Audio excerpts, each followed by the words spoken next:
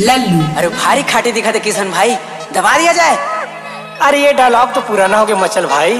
त नया काहे बतावा बताना था।